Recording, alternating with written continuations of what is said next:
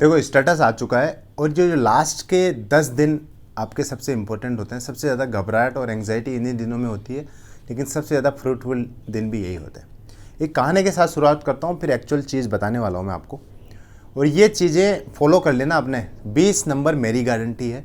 आप comment box में comment करके मेरे को गाली दे देना, जो मर्जी आप लिखना अपने कमेंट बॉक्स में आके, लेकिन ये चीज़ें आपको फॉलो करना है बस।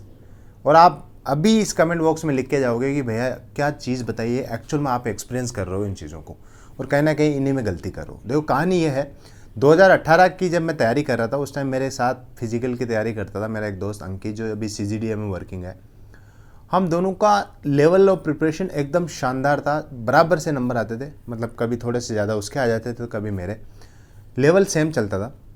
मेरे जो मेंस में मार्क्स थे इंग्लिश में, उससे 2 नंबर ज़्यादा थे उसके मेंस में, और जो मेरे मेंस में मैथ्स में मार्क्स थे, उससे 50 नंबर मैथ्स में कम मार्क्स थे उसके। हुआ क्या, उस दिन हमने जो तैयारी करी थी उससे एकदम डिफरेंट पेपर आया और थोड़ा सा टफ पेपर आया, और शुरू के क्वेश्चंस थोड़े टफ मिले, मतलब जो हमने तैयारी करी उससे डिफरेंट पेपर आया तो ऑब्वियसली टफ लगेगा थोड़ा।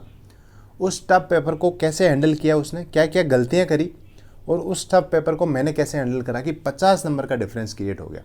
जो डिफरेंस 5-7 नंबर का, या तो उसके ज़्यादा आने थे या मेरे ज़्यादा आने थे, इतना तो मान के चलते हैं कि वेरिएशन आ सकता है, लेकिन 50 मार्क्स वेरिएशन इज़ ह्यूज।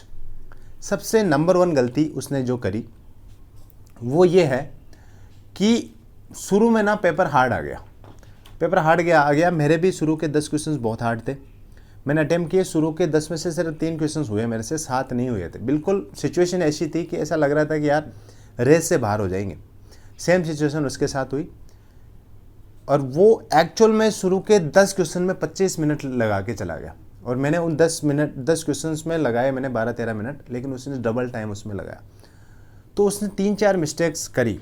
पहली मिस्टेक्स तो जब उसने 10 क्वेश्चन शुरू में हुए नहीं, 10 में से 2-3 क्वेश्चन उसके हुए, तो वो घबरा गया। वो इस जॉब को लेके इतना सीरियस था कि उसके माइंड में वही थॉट आई कि अगर ये जॉब मेरी नहीं लगी तो मेरा क्या होगा, फैमिली का क्या होगा। और ये वाले जो थॉट प्रोसेस है ना, ये आपको कंप्लीटली बाहर कर देते हैं एग्ज़ाम से। तो नंबर 1 मिस्टेक जो आपको नहीं करनी है, इस जॉब को लेके इतना सीरियस नहीं होना है कि एग्ज़ाम में थोड़ा भी इधर उधर अगर पेपर आपका होता है तो उसी टाइम आपके थॉट्स आप पे हावी हो जाए कि यार पेपर मेरा ख़राब हो गया, अब मेरा क्या होगा, मेरी फैमिली का क्या होगा, फिर से तैयारी करनी पड़ेगी मुझे, उधार लिए हुए पैसों का क्या होगा, और फलाना फलाना फलाना, दोस्त क्या बोलेंगे, रिश्तेदार क्या बोलेंगे, मैं कैसे उनको जवाब दूंगा। ये चीज़ अगर दिमाग में आपके आ गई एग्ज़ाम हॉल में, तो मैं गारंटी से लिख के दे सकता हूँ आप उस एग्ज़ाम में फेल हो गए। तो नंबर 1 चीज़, ये मिस्टेक कभी नहीं करनी है, इसको अवॉइड करना है, लाइटली लेना है एग्ज़ाम को। यार हो नहीं रहा है, अपना ध्यान वहीं रहना चाहिए, क्वेश्चंस के ऊपर रहना चाहिए, इधर उधर की थॉट बिल्कुल नहीं आनी चाहिए आपको उस टाइम। हो सकता है शुरू में आपके जो 10 क्वेश्चंस हार्ड आ गए, हो सकता है आपके लास्ट के 10 क्वेश्चन बहुत ईजी होंगे। तो ये वाला थॉट प्रोसेस आपको नहीं लेना है, उसको स्किप करके आगे बढ़ना है। वही चीज़ मैं बताऊंगा कैसे आगे बढ़ना है, ठीक है। पॉइंट नंबर 2 जो मैंने लिख रखा है यहाँ पे, वो जो आपको कभी नहीं करना है, एग्ज़ाम हॉल में जब बैठते हो, आप बैठते हो या बैठने से पहले आपको प्रेशर नहीं लेना है। अल्टीमेटली वो बात वही आ जाती है, प्रेशर नहीं क्रिएट होने देना है अपने आप पे। प्रेशर क्रिएट कब होता है, जब हम अपने आप से एक्सपेक्टेशंस ज़्यादा लेके चलते हैं। आपने ले लिया टारगेट, यार मैं तो 180 स्कोर करके आऊँगा। देखो उस टारगेट को हमेशा लाइटली क्रिएट करो अपने माइंड में। अगर वहीं कैलकुलेशन करने लग गए ना बैठ के कि 50 नंबर मैंने अटैम्प्ट कर दिए, 130 नंबर और लाने हैं मेरे को, और उन 130 में जब आपका थोड़े से डिफ़िकल्ट क्वेश्चंस आ गए 5-7, तो हाथ पैर फूल जाएंगे आपके। वो अगर प्रेशर दिमाग में लेके बैठ गए ना, तो हाथ पैर फूलेंगे आपके, एंग्जाइटी बढ़ेगी, सिनोनिम भी एंटोनिम दिखेगा आपको। 5 × 7 45 दिखेगा, 45 लिखोगे वहाँ पे। ये वाली चीज़ आपको बिल्कुल नहीं करनी है। हो सकता है आपके 5 से 7 क्वेश्चंस में आपको बहुत ज़्यादा टाइम लग रहा हो, और हो सकता है बहुत टफ आ गए हो। तो उस सिचुएशन में आपको क्या करना है, आप ऐसा तो नहीं कर सकते, थोड़ा सा मतलब बहुत ज़्यादा प्रेशर में आ जाता है, 5-7 क्वेश्चन लगातार नहीं हो रहे, और हम मॉक में तो सारे कर देते थे, तो सिचुएशन बहुत टेंस हो जाती है। देख सिंपल मैं अपने पर्सनल एक्सपीरियंस से बता रहा हूँ, सिचुएशन टेंस हो जाएगी, आपसे सवाल नहीं होंगे, चीज़ों छोटी छोटी गलतियाँ करोगे, कैलकुलेशन में बहुत ज़्यादा गलती होगी। जैसे मैंने बताया 5 × 7 आपको 45 दिखेंगे, उस सिचुएशन में आपको ये तो नहीं कर सकते कि टहल के आ जाओ थोड़े से या बाथरूम जाके आ जाओ, ये तो आपके पास ऑप्शन नहीं है वहाँ पे। कुछ नहीं करना है, बस 2-4 बार डीप ब्रेथ लेना है, 30 सेकंड का रेस्ट ले लो, कोई दिक्कत नहीं है। वो 30 सेकंड आप किसी भी क्वेश्चन में निकाल लोगे आराम से, रिलैक्स माइंड से। उसके बाद उस सेक्शन से हट जाना है आपको। आप पैसेज अटैम्प्ट कर रहे हो, क्लोज टेस्ट अटैम्प्ट कर रहे हो, कोई मैथ्स का क्वेश्चन अटैम्प्ट कर रहे हो, या फिर डीआई का कोई क्वेश्चन अटैम्प्ट करो, पूरे सेक्शन से हट जाओ, 5-7 क्वेश्चन आगे चले जाओ, है ना। 5-7 क्वेश्चन आगे जाके फ्रेश स्टार्ट करो, और वैसे मोमेंटम बन जाएगा। और जब वापस आके जो क्वेश्चन आपसे नहीं हुए थे उनको मार्क फॉर रिव्यू कर देना है, और वापस जब पेपर पूरा अटैम्प्ट हो जाएगा वो एकदम रिलैक्स माइंड हो जाता है आपका कि यार हाँ फाइनली एटलीस्ट मैंने एक बार पेपर अटैम्प्ट कर दिया है। उसके बाद उन क्वेश्चन को आके करना, गारंटी के साथ लिख के देता हूँ आपको, उन क्वेश्चन में से 100 में से 80% क्वेश्चन आप कर लोगे, 70-80% आप अटैम्प्ट कर लोगे। हो सकता है कोई सच में डिफिकल्ट था उनमें जो आपसे फिर से भी ना हो, बट मोस्टली क्वेश्चन आपसे हो जाएंगे। जो 10 में से 3 क्वेश्चन करे थे मैंने शुरू में, वो मैं वापस आके पेपर में 4 क्वेश्चन फिर अटैम्प्ट कर दिए थे, मतलब 10 में से टोटल 7 क्वेश्चन मैंने वहाँ पे कर लिए थे। जो तीसरी चीज़ जो सबसे ज़्यादा इंटेलिजेंट पर्सन गलती करते हैं, इंटेलिजेंट इसलिए बोल रहा हूँ, ये गलती वो लोग करते हैं जिनको ज़्यादा नॉलेज हो जाती है, और वो होती है ईगो अटैम्प्टिंग। अगर आप अपने क्वेश्चंस को ईगो में लेने लग गए वहाँ पे कि यार ये तो मैंने बहुत बार कर रखा है, तो आपका एग्ज़ाम से लो स्कोर तो आएगा ही आएगा, बाहर होने के चांसेस भी उतने ज़्यादा बढ़ जाएंगे। देखो सिंपल सा उदाहरण देता हूँ आपको मैंने मिक्सचरल एलिगेशन बहुत अच्छे से पढ़ लिया, ठीक है। अब वहाँ पे मैं सोल्व कर रहा हूँ, तो मिक्सचरल एलिगेशन ऑब्वियस सी बात है मैंने बहुत अच्छे से पढ़ा है, तो वहाँ पे मेरे नेचुरल इंक्लिनेशन ये होगा कि ये सवाल तो मेरे से हो जाएगा। मैंने लोगों को पढ़ा है मिक्सचरल एलिगेशन, मैं तो बादशाह हूँ इस चीज़ का, ये आपके दिमाग में एक थिंकिंग बैठ जाती है। होशियार लोगों के लिए ये पॉइंट, तो वहाँ पर मिक्सचरल एलिगेशन हो सकता है टफ आया हो सकता है कुछ ट्रिकी आया हो सकता है आपने जो डेटा आप पढ़ रहे हो या क्वेश्चन की जो लैंग्वेज पढ़ रहे हो उसको मिसअंडरस्टैंड कर लिया आपने। अब क्या होगा, मिक्सचरल एलिगेशन के तो आप राजा हो, वहाँ पे आपको ईगो अटैम्प्ट होगा, कब आपके 4-5 मिनट वो क्वेश्चन खा जाएगा आपको पता भी नहीं चलेगा। बट ये दिमाग में कभी नहीं रखना है कि यू आर द बॉस। हो सकता है एग्जामिनर ने जानबूझ करके वो क्वेश्चन डाला है, हो सकता है एग्जामिनर ने जानबूझ करके क्वेश्चन गलत डाल दिया हो, आपको ऐसे राजा बन के नहीं जाना है। 1 मिनट क्वेश्चन पे स्पेंड करना है, 1 मिनट में आपको आइडिया लग गया या सोल्व हो गया, आपको आइडिया लग गया कि ये ऐसे सोल्व होगा, और इसका जो मेथड है 1 मिनट में आधा सोल्व कर लिया आपने, अब बाकी 1 मिनट और लगेंगे बाकी को सोल्व करने में, तो उस क्वेश्चन को करो आप सोल्व। 1 मिनट में आपको हवा ही नहीं लगी, समझ नहीं आया यार इसका आंसर इससे मुश्किल आएगा जो मैं कर रहा हूँ इस चीज़ से, तो आगे बढ़ो, mark for review that question और आगे बढ़ो। सिंपल सा मेथड है ये।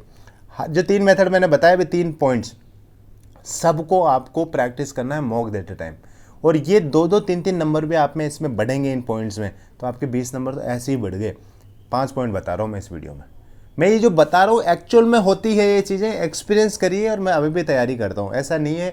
मैं इस फील्ड से जुड़ा हूँ 4-5 साल से, और फर्स्ट अटैम्प्ट में एसएससी के तो सारे एग्ज़ाम निकाले मैंने, तो मैं ये अपनी एक्सपीरियंस से बता रहा हूँ ये चीज़ें, और आपको 101% फील होगी ये बात। एग्ज़ाम की जो ये चीज़ें बता रहा हूँ उनको मॉक में प्रैक्टिस करना है आपको ज़्यादा से ज़्यादा।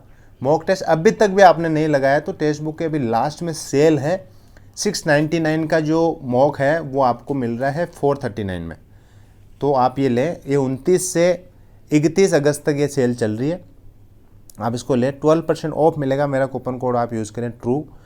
और देखो बिना मॉक एक्सपीरियंस के आप एग्ज़ाम में मत बैठ जाना, कम से कम लास्ट के 10 दिन में 5 से 7 मॉक लगा के आप जाना है आपको। जिस भी स्टूडेंट ने अभी तक भी मॉक नहीं लगाया है 5 से 7 मॉक वो लगा के जाएं, और लास्ट के 2-3 मॉक प्रीवियस क्वेश्चंस की रखना ताकि आपका मोरल डाउन ना हो। और ये वाली जो सेल चल रही है उसमें ले लो, आप मॉक का सब्सक्रिप्शन ले लो, प्रो जो इसका पास प्रो है वो वाला ले लो, और ये मेंस में भी आपके एज इट इज़ काम आएंगे। अब चौथी चीज़ जो आपको मॉक में प्रैक्टिस करनी है और रियल एग्जाम में एज इट इज़ उसको फॉलो करना है, वो है जब हम मॉक लगाते हैं तो रिलैक्स मोड में देके मॉक लगाते हैं। ये गलती मत करना, कम से कम 5 से 7 मॉक ऐसे लगाओ जो मैं चीज़ बता रहा हूँ उसको 100% फॉलो करो आप। मॉक में अपने दिमाग का 100% यूज़ करना है। वहाँ पे लोग कहते हैं दिमाग को अपना 100% यूज़ नहीं कर सकता कोई भी, लेकिन आप उस 100 का अगर 20% भी कर रहे हो तो उस टाइम उस 20 को 100 में से 100 करना है, मतलब कंप्लीटली 20% उसका यूज़ करना है। ढीले हो गए मॉक मत दो, बैठ गए, मम्मी आ गई, मम्मी से बात कर लिए पॉज करके, दोस्त का फ़ोन आ गया, फ़ोन उठा के बात कर लिए 2 मिनट, ये सब चीज़ें नहीं होनी चाहिए। एग्ज़ाम हॉल में क्या होता है, आपके पास सिर्फ और सिर्फ पेन होता है और कुछ भी अलाउ नहीं है वहाँ पे। सेम तरीके से आप मॉक दो, साइलेंट करो, फ़ोन को दूर रखो, उससे हॉटस्पॉट आप यूज़ करो तो करो, जैसा भी है जो भी है, मॉक फ़ोन में भी दे रहे हो तो इस हिसाब से रखो उसको। DND में कि कोई फ़ोन आए तो उसको आपको स्क्रॉल करे, बस कोई साउंड उसमें नहीं होनी चाहिए। कम से कम 5 से 7 मॉक में प्रैक्टिस करो। यही देखो जो माइंडसेट यहाँ पे लेके जाओगे ना आपको एक्चुअल में एग्ज़ाम में, वही फॉलो होता है वहाँ पे। वैसे होगा बगल वाले को देख रहे हो, अरे यार ये तो बहुत ज़्यादा क्वेश्चंस कर रहा है, फिर पीछे कोई आवाज़ आ गई, कोई किसी के इशू आ गया तो उधर देखने लग गए। ये सारी चीज़ें आपके 2-3 मिनट खा जाएगी, और 2 मिनट में 2 क्वेश्चन का मतलब 4 नंबर होता है, और वही अल्टीमेटली अपना 20 नंबर का यहाँ पे वो बैठ जाए। 5वीं चीज़, अब क्या करना है आपको, जितना आपने पढ़ रखा है उनको टेबल पे रख लो एक बार, और अब 10 दिन में क्या पढ़ सकते हो आप उनको फिल्टर कर लो। देखो आपका मन करेगा यार ये भी पढ़ा हुआ है मैंने, ये भी पढ़ा हुआ है, मैं ये भी पढ़ लूँ, वो भी पढ़ लूँ, वो भी। सारा कुछ नहीं पढ़ सकते। साल भर तैयारी करनी है तब जाके आपने इतनी चीज़ें पढ़ी है, लास्ट के 10 दिन में सिर्फ वो चीज़ें पढ़नी है आपको जो आप रिवाइज कर सकते हो। फॉर एग्जाम्पल मैथ्स में फॉर्मूला, रीजनिंग में फॉर्मूला प्लस शॉर्टकट, इंग्लिश में आपके ग्रामर रूल प्लस जो डिफ़िकल्ट वोकैब है वो, और जीएस में आपके जो टेबल्स बनाई होगी आपने कुछ इंपॉर्टेंट वो, और आपके करंट अफेयर्स। कुछ लिमिटेड चीज़ें रिवाइज होगी, अब कुछ नया नहीं पढ़ना है, सब कुछ आपको एकदम से फ्री हो जाना है, और माइंड सेट बना लेना है कि ये चीज़ें अब नहीं पढ़ पाऊंगा, उनको उठा के अलमीरा में रखो, मेंस के टाइम वापस पढ़ना है एग्जाम के बाद। ये चीज़ें रखो, और जो आपके पास आ गई सामने भाई यही पढ़ना है मेरे को, उनको रिवाइज कर डालो 2 बार। ये 5 पॉइंट है जो आपको फॉलो करने। छठा पॉइंट नहीं है क्योंकि गवर्नमेंट ने इस चीज़ को बैन कर रखा है, लेकिन एनालिसिस जहाँ पे भी मिल जाए कि पिछला एग्जाम कैसा आ रहा है आपको आइडिया होना चाहिए, उसको स्किप मत करना। 5 पॉइंट मैंने बता दिए, 20 नंबर में गारंटी लिख के देता हूँ अगर ये आप 5 से 7 मॉक में अनुसरण करोगे इन चीज़ों का, और एग्जाम में इनको अप्लाई करोगे। इतना इस वीडियो में। अपना फाइनल गोल एक ही है, टारगेट SSC CGL 2024, और मैं चाहता हूँ ये वीडियो पूरा आपने देखा है तो यही चीज़ सेम चीज़ आप कमेंट बॉक्स में कमेंट करके मुझे बताएंगे, टारगेट SSC CGL 2024। आशा करता हूँ आप एग्ज़ाम बहुत अच्छा दे के आएंगे, कॉन्फिडेंस रहेंगे, अपने आप पे प्रेशर को हावी ना होने देंगे, और ईगो अटेम्प्टिंग नहीं करेंगे, और बाकी चीज़ें बताई हुई आप अनुसरण करेंगे। This is all in this guys, thank you, thanks for watching.